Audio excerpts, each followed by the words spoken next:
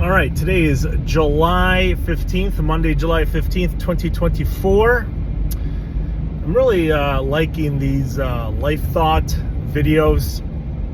And for a long time, I thought that I was so, I didn't think, I know, that I was so concerned with people watching them and like just getting caught up in the numbers and things. But the more time I spent thinking about it, the more I'm really just like, this is more of a, I guess, a video library for me and for, you know, I don't know if it'll be able to help somebody else. Hopefully it does. Hopefully these crazy stories that I share of life can help make somebody else's life better at some point. So I will continue recording and you know, if I hit the clutch, it'll be okay.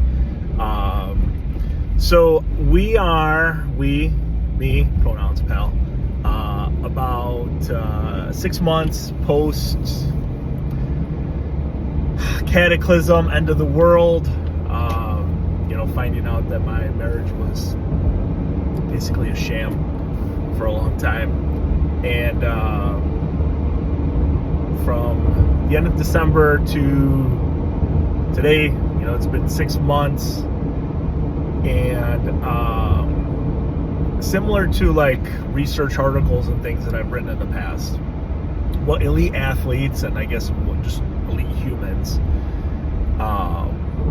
their success, or from what they share of their success, is partially due in fact to the people that they surround themselves with, their support system, right? Everybody that I've interviewed in other, you know, arenas of life, when I put my research hat on, really what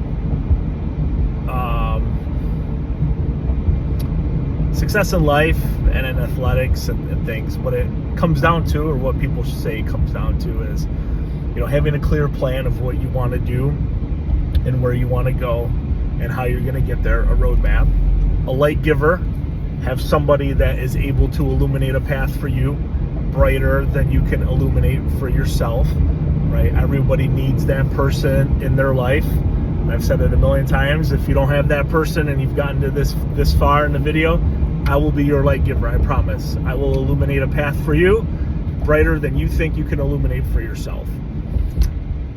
And the other thing is the support system, right? The people that they hold close to them, that they associate with, that they spend their time with. And up until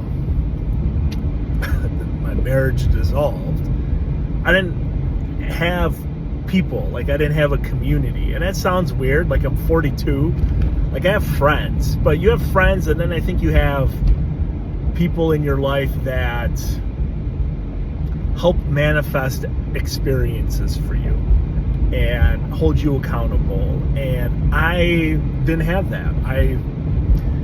When I was training, I had training partners that held me accountable. But besides that, I've never had anybody in my life. Fast forward to February with the Not Dead Yet Life crew, and just meeting people socially, social media wise, and engaging and sharing my story and being accepted. And it's so embarrassing, it is so humbling to share with people that your marriage is falling apart, your wife had an affair, you are blamed for the affair, of course, because it was my fault that she engaged with another person. And they accepted me. And I never, as horrible as this sounds, I never would have found these people if I wouldn't have gone through this horrible, horrible ordeal in my life. Now, it's far from done. We're just getting through the whole separation of marital assets. So I guess the house, the biggest asset. But she's moving out. Hopefully she'll be all moved out by this week sometime, so the four horsemen can run wild in the house without judgment. It can be our judgment-free zone. And as my oldest coined, it's going to be, the whole house is going to be a man cave, and we don't have to answer to anybody. Straight out of the mouth of babes. Wish I could have made that up myself, but that's what the 11-year-old said the other day on the way home from my parents' house. So here we are, 5 minutes in, and I think the most difficult part for me, and I'm still grappling with this, and I don't know if I'll ever really come to terms with this. I hope I will. Everybody says I will. Everyone says time and time, but is the whole being discarded for somebody else. And I don't know if anybody else has been in this situation before who might watch this. But being discarded for somebody else, that sucks.